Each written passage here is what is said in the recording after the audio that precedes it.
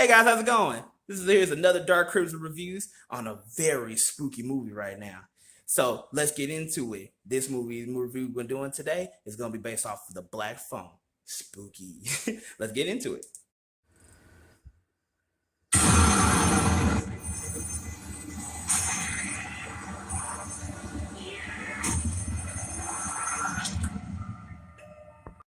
Woo! All right. So let's get into this whole thing and whatnot about the Black Phone. It just now recently just come into theaters not too long ago. I kind of forgot where the date was or so though, but what about this movie or so? I just saw it recently, like this past week or so, and man, it did not disappoint. It definitely had its real like scary little elements that it had about it. Definitely had a little bit of horror. It wasn't too heavy on it though, but it was really good though. I definitely jumped. People in the theaters or so really did like it. They had a bunch of jump scares in there that really caught a lot of people into it. I thought it was really good. What I can say about it? I mean, as I pretty much said, it's a great movie. Definitely worth taking out on a date. Definitely something to watch if you're like, really. I want to say if you're bored or so, but if you're just curious. I mean, how the whole movie starts off. It starts off with the kids being out in the field, it's like a baseball game happening, and the star of the show, Finnen Park or something like that. I forgot his last name though, but I know we call him Finn for short. So put down in the comments down below. So what was his last name? I kind of forgot. But the whole story started with him having a baseball game, and it was like down to the last inning. He was doing really good, throwing them pitches really fast. And then it was like the star player from the opposite team or so, like he was striking him out left and right. Like he was down to like the last like third strike or so. We're getting into the third strike, and he hit it. They got a home run, and of course Finn's team and them lost. But I felt like it was gonna be like a heated kind of argument or so, but no, the guy was really chill. He was looking like, "Hey man, you got a mint arm, like you almost had me there." And it looked like he just kind of went on to towards the end of the day or something like that. It wasn't like it was like a time jump or something like that. And I think the guy name was Bruce. Yeah, Bruce. And he was kind of like those typical guys, so they always get the attention because he's the star of the baseball team or so. For those who have not seen the trailers or so, like I said, he's Asian, I believe. And he was leaving, and then all of a sudden the black truck came, snatched him up. Surprisingly though, the guy, the main antagonist of the movie, he wasn't like he definitely was a in a shape man, but he looked like the guy don't look like he be doing much. He just sits around and drinks and eats donuts, something like that. Is he off of junk food? He don't like he was fit, but some parts of the movie you really can see that he was definitely fit. And so it later goes into like some time has gone by, like say about several months or so. Then Finn's friend named dang, I forgot the dude's name or such. I was gonna say Richard or something. Richard or something like that. Oh man, I completely forgot. I'm mad. I'm mad that I forgot his name though. But I'm gonna say Bandana Boy. You know who he is, so if y'all know his name, put down in the comments down below what his name was though, because like I said, I'm mad that I forgot because he was a badass in the movie. Because they actually came into the part of introducing him where he comes in and he gets into a fight with one of the little assholes or so in the school, one of the bullies, and it was like he was punking him, or both of them was punking each other, and they ended up fighting. Of course, he won. He was doing some Karate Kid stuff. Like I bet you probably was one of the kids that was in Karate Kid. Not the one with Jaden Smith, but looked like he could have been the one from the beginning ones before they did the reboot, or maybe might have been his brother or something, younger brother or cousin. But anyway, he was beating the crap out of him, and like he had to draw blood in order to prove a point. And of course, Finn had his own set of bullets that he had to deal with, and of course, Bandana had his back. And he was telling him, he was like, "Yo, man, you need to start fighting. You need to start defending yourself." Like it was one of those type of movies where it's supposed to be inspirational. Like or to where it's like a situation comes in to where it forces you to stand up for yourself in dire situations, or even a situation where you feel like you need to do it to like man up. So, you know, in terms of that, it started fast forwarding a little bit at the end of the day or so, and Bandana Boy got snatched as well. And I was a little bit mad about that. I said, what? With all the freaking kung fu skills he was doing and such, I thought he would at least been able to take him, but he didn't. And Finn and his sister, they're the main, like, was it protagonist? So, in the movie. Because the little sister, she apparently is like she got clairvoyance or so. She gives dreams over like what's been going on in terms of kids. Of course, she can't control it, but apparently it's a gift that she got from her mother. And I really didn't remember much of the details into it though, but apparently her mother like was believing more. It to me kind of reminded me of Constantine a little bit. How you have this gift, but the more you keep using it, the more you start believing it, and then sometimes it might make you go crazy a little bit, especially when you can't control what thing happens or so. So apparently she believed so much into her dreams or her abilities and all that that she ended up committing suicide, unfortunately. I mean, I don't know for sure if that was the case, or maybe the spirit or something like that drove her madness and maybe she did kill herself, or maybe one thing killed her. I don't know. They really didn't ponder much into it, but I know it made their dad very upset, and he was very abusive when it came down to the kids. Like if he's even reading a paper, make any noise, he would literally be all upset and just like Finn's over here just eating cereal, and he looking like, hey man, can you slurp that any louder? Or like when his sister was going in and getting some bread from the thing, like the little drawer thing or so, the little thing flopped down and just made a little noise, and that irritated him. I was like, bro, chill. Like, it ain't that serious, man. But, you know, he's also a drunk, so that kind of adds more into his unstableness. And also, I thought at some point they were going to, like, have child protective services on his case or so. But, you know, it didn't. So, later on down the road, as you can clearly see from the trailers and so, Finn got snatched. And he's sitting here downstairs in this, like, soundproof basement. And I'm sitting here like, first off, how did the guy even get that whole place to be soundproof anyway? Like, did it really just come like that? And then if that was, and like, say if it was, who's the original people who made the house to be like that? I didn't get that. Like, that threw a lot of questions, and I was like, huh. But, I mean, that was wrong place, wrong time to be focusing. But, I don't know. To me, I can't help it. It still draws questions to me. Like, why was the thing soundproof? And then why was a phone being built in from right there? So, like, was it like, I don't know.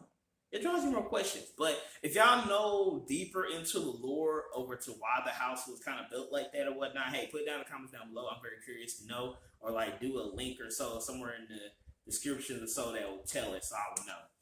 You know. But yeah, so the black phone was there. The thing didn't work. The cord was cut for some reason. I don't know if one of the kids did it or the man did it.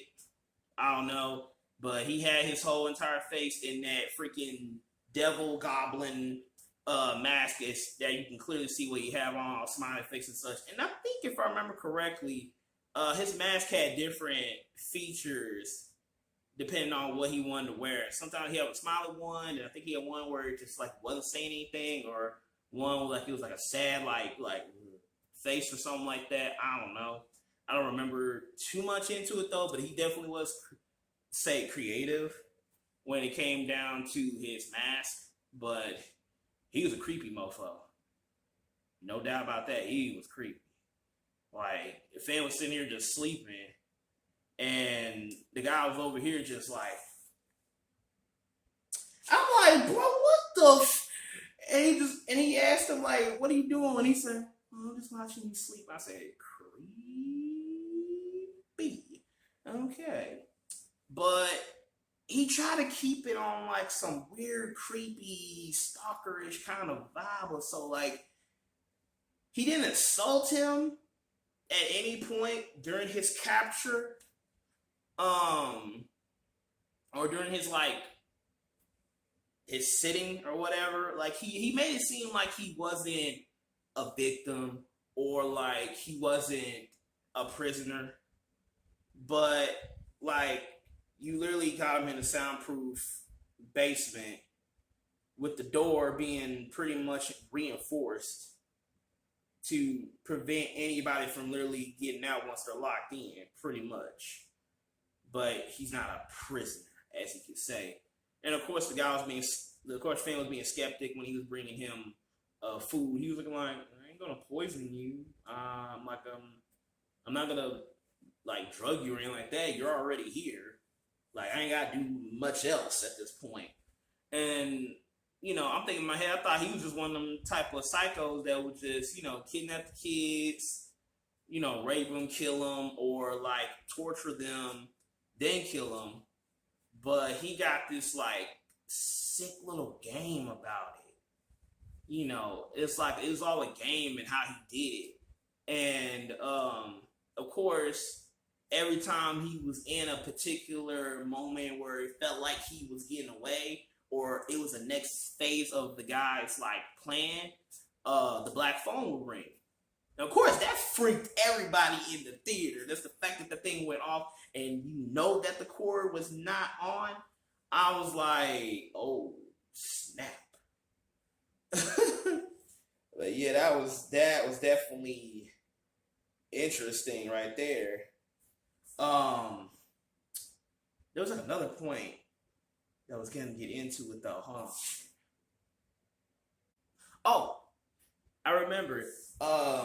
Yeah, like each and every part of the scene or so, like every single time he was getting to a certain point, to where he could have escaped, or a particular situation to where he was in a certain position, each of the victims that he had will always tell him like how to avoid it and all that, and then like whatever like little pieces that they had left behind before they got, their unfortunate demise, was giving him chances or so to like low key, there were like pieces in order to like, it was kind of like a building block to help Finn out with taking him down when towards the end, when you saw it all went down.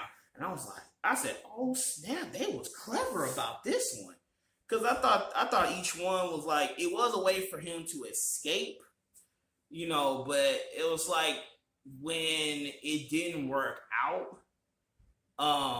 it became another piece to helping him, trap him or, way to take him down at the end. And each one, and also too, the thing I liked too was that each ghost had their own individual backstories to what they originally was doing, or like their characteristics to what kind of got them towards the end for the movie. I thought I was seeing something from it. Now playing tricks on me.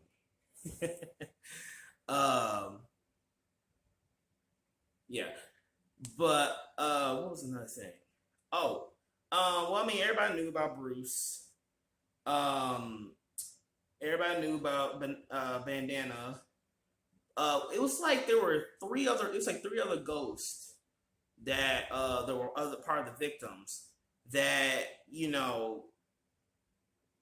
they didn't really do much. They didn't really say much when it came down to that second or third ghost. They did one for Paperboy, and they did one for Vance, or no, not Vance, for like Vance. They did the background for them, but when it came down to I couldn't tell if that was a girl or like a boy with a high pitched voice, but they didn't do a background with him. I mean, well, they said for him, or her, um, that they didn't know each other, that nobody paid attention to them. They were basically like a damn ghost. So that was basically like a freebie to his thing. Because when it came down to Paperboy, he was, keyword, a paperboy. So he was out doing deliveries with his dog. And, he came up, snatched him. And at first I was looking like, oh no, not the dog. I said he wanted to kill the dog too. But nah, the dog was over here with the paper, with the bicycle and the papers and stuff, just looking at the van. Like, he was looking at the cameraman like, and I'm looking like, you ain't gonna chase after you? You gonna look stupid? I'm like, dang. And then, I'm calling him Vance. I can't remember the dude's name for the life of me right now. But Vance, he was like one of the most scariest kids in town, or at least in the neighborhood. Like, he was a total badass. But he had like a major anger problem. Like, he was sitting here playing the little pinball machine game that, the ones they had back in the day. Because this was back in, because they said the thing was like around 1978. So this right here was like kind of old. Like, this kind of like, it felt like it was around, it gave me that It vibe a little bit. But it wasn't like that though.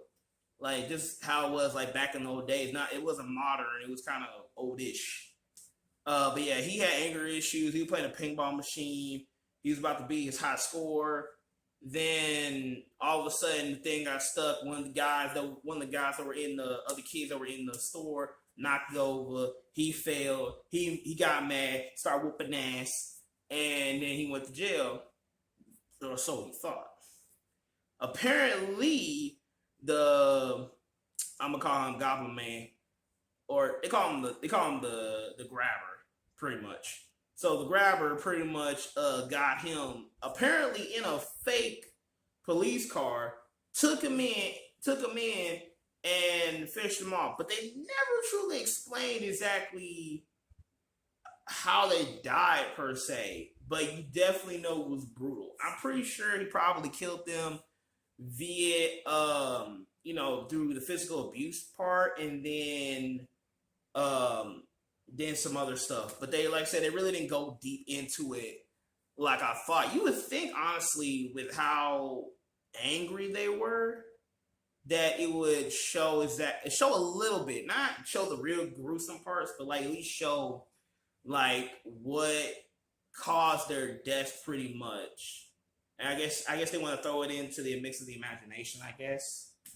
But yeah, but thanks to Finn's sister, giving those premonition dreams, she was able to find clues to where the house was, Of course, the funny thing about it though too was that the cops actually was believing in her powers and her abilities, and I guess to say her mom was, say, a consultant on some Lucifer stuff, having to where she does the dreams and will tell the cops. That way they will help find, what's been going on. I guess when it comes down to certain cases that they might need the supernatural.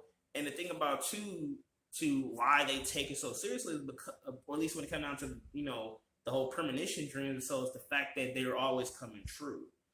But the fact that, they don't, or at least to say they can't predict it, or to say she can't control it, is sucky. And it's only when she's asleep is when she can get them.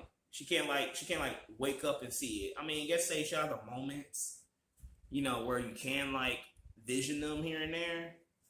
But, at the end, she did find the house. But the thing about it, though, is that it was the wrong house that she was thinking. Because you were thinking that the dreams were helping her find where Finn was. But at the end, it helped her find where the bodies were of the grabber's victims. So for Finn, after doing a bunch of trial and errors with trying to escape, with each ghost helping, it was like, okay, Oh, and this is like I said, each ghost was helping him with trying to get out. So when it came down to um the girl, boy, ghost, where the hell it was, so they had a bicycle code or for the locker, so for the bicycle that the grabber used for, I think it was the same one honestly, for the lock on the door. And they had to where, yeah, to make sure that they didn't forget, they put it on somewhere on the wall. Like, I like how it's like each victim left a certain clue to help out the next person need, just in case somewhere to happen.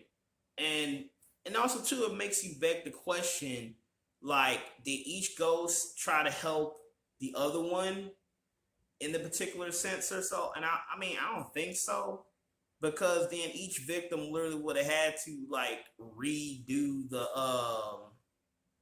had to redo each particular trap and all sorts of stuff. I don't think that was the case.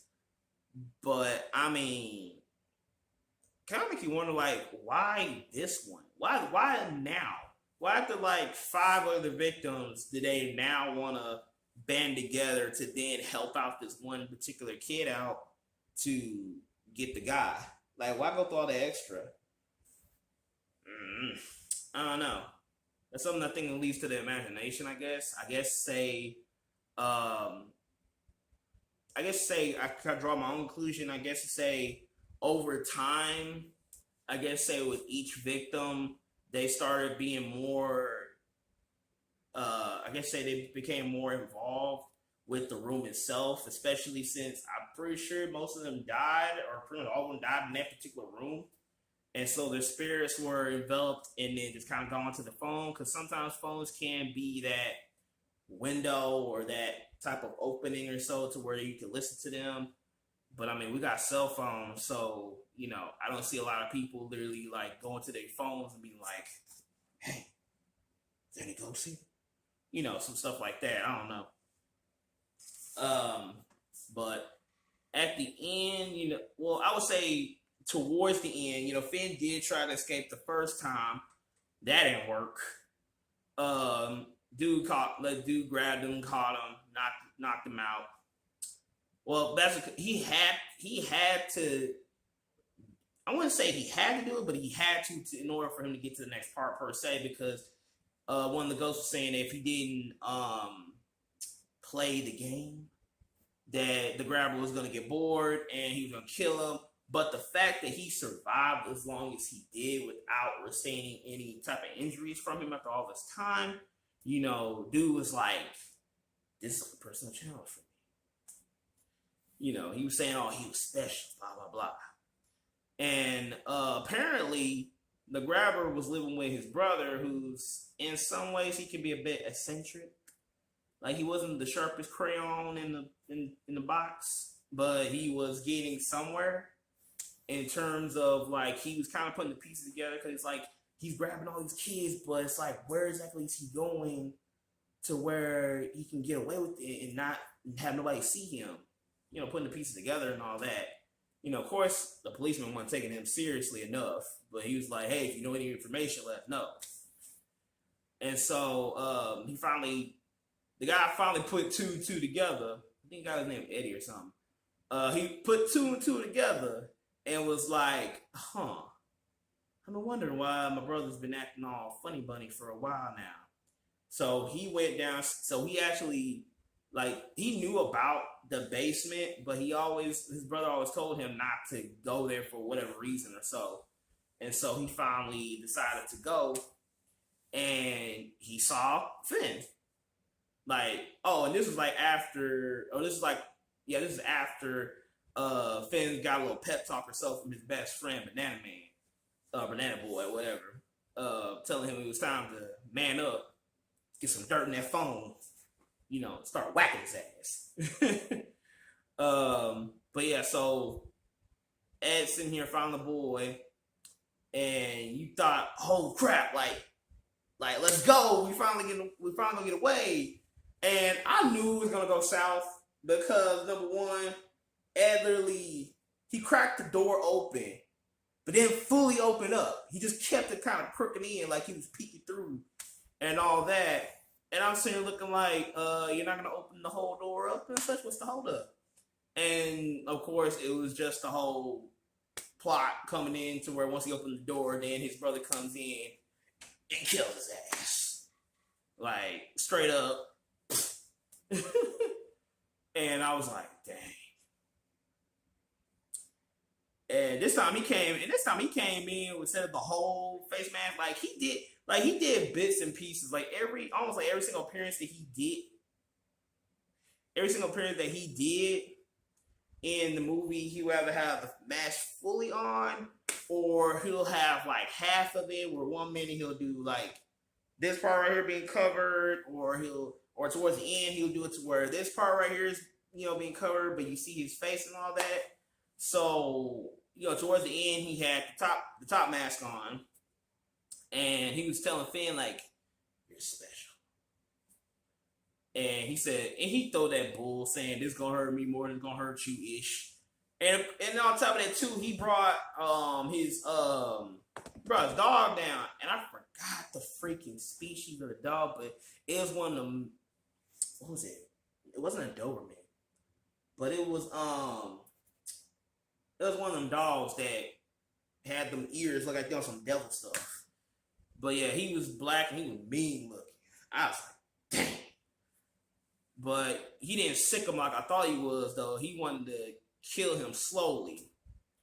And so, and this is, like I said, this was all with all the pieces together from everything. He went and trapped the grabber, had him break his leg, and he started beating him with the phone. I was like, yeah. Everybody in the whole theater was like, yeah, get him. And started getting him. And then he started using the phone. He used the phone roll. Like he said, you about to grab. He said, "You like grabbing kids? I'm about to grab your neck." And he was choking the crap out of him. And then the phone was ringing, even though the phone hook was not on. And he was like, "It's for you."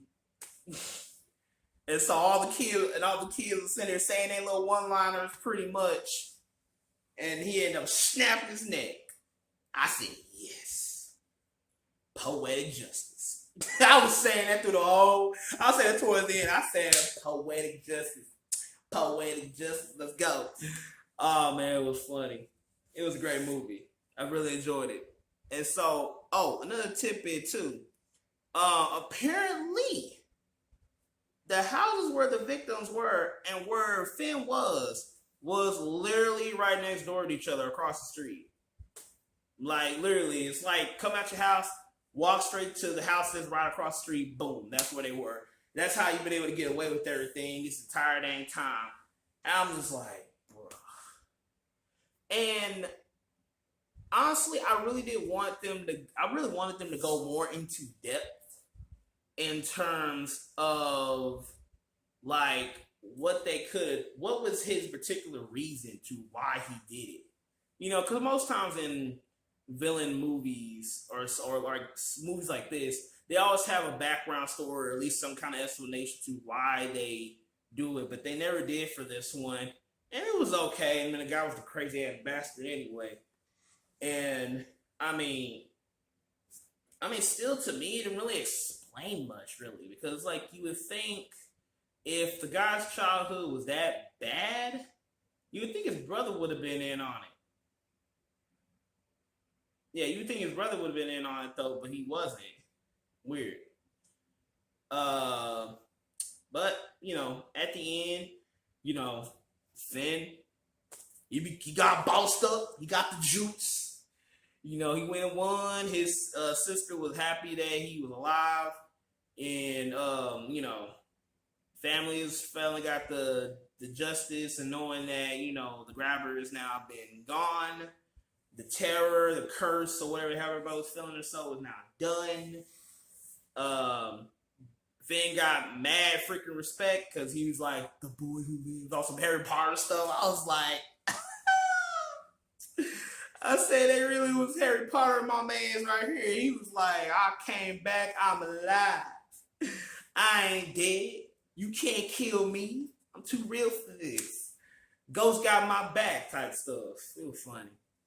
Trying to think what else. I think wait. I feel like I might have missed a part too. Trying to think, did I cover all my bases?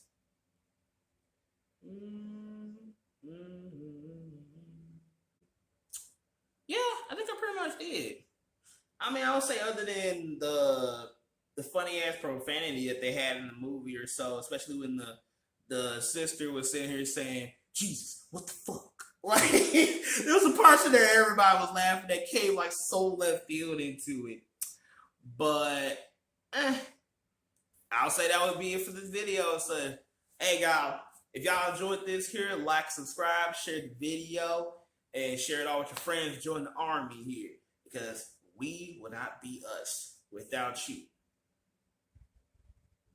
The heck?